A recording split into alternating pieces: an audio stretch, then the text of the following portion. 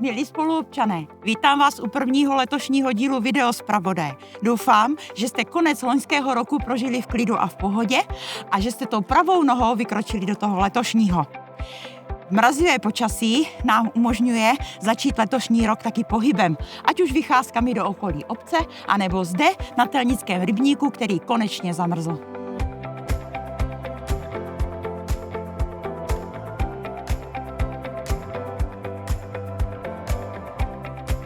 V prosinci proběhlo ještě několik kulturních a sportovních akcí. Na Sokolovně to byl tradiční turnaj ve stolním tenise a turnaj v šipkách. Na Orlovně potom turnaj jednotlivců v kuželkách. Děkujeme všem pořadatelům za skvělou organizaci. Proběhly také oslavy Orla, 30 let od postavení Orlovny a závěrem roku dětský Silvestr pro děti v duchu plavby po moři. Na obou akcích se setkalo spoustu fajn lidí a doufám, že si atmosféru užili.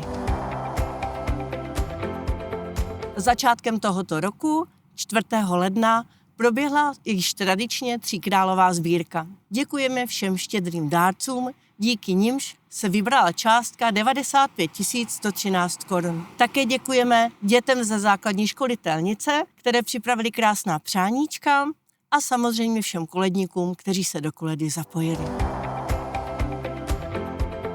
Od 1. ledna letošního roku dochází ke změně financování nepedagogických pracovníků ve školství. Pro zaměstnance naší školy a školky se nic nemění, zůstávají nadále v pracovním poměru v základní a mateřské škole. Obec dostane finanční prostředky na mzdy a další neinvestiční náklady, jako jsou učebnice, učební pomůcky a další vzdělávání pedagogických pracovníků z rozpočtového určení daní. Škole je poskytne formou čtvrtletních příspěvků. V dubnu loňského roku schválilo zastupitelstvo obce Telnice dohodu o vytvoření společného školského obvodu pro zajištění vzdělávání žáků 2. stupně s městem Újezd u Brna a obcí Žatčany. Na základě této dohody bude poskytovat obec Telnice městu Újezd u Brna neinvestiční příspěvek na provoz školy.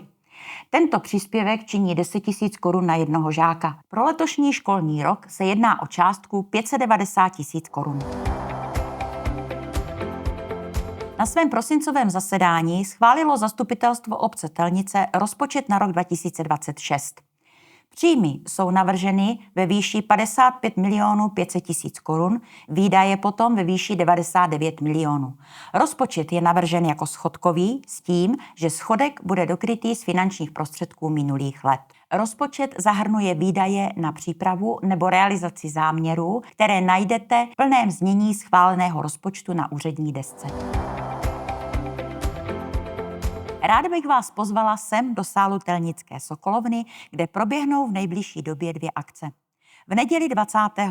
ledna to budou tradiční dětské radovánky, kde rádi přivítáme děti v nápaditých maskách. Připravena bude bohatá tombola, soutěže a aktivity pro děti a také skvělé občerstvení. Druhou akcí bude potom sportovní ples, který pořádají telničtí házenkáři. Proběhne v sobotu 7. února. K tanci a poslechu bude hrát kapela na 2 fáze a připravena bude opět bohatá tombola a občerstvení. Obě tyto akce probíhají za podpory obce Telnice a restaurace U Seniora, kteří připravují pro vás občerstvení. A když už budete roztancovaní, tak vás také ráda pozvu na skoro ostatky, které se budou konat hned následující den v neděli 8. února tady v sále Orlovny. Děti zatančí moravskou besedu, budeme pohřbívat basu a jistě se také pobavíme spolu u humorné tomboly. Akci pořádá Orel Jednota Telnice s podporou obce Telnice. Srdečně vás zveme. A to už je z dnešního Videozpravodaje vše. Zhlédněte ho doma, v klidu, v teple, při čaji nebo kávě a potom přijďte si zabruslit.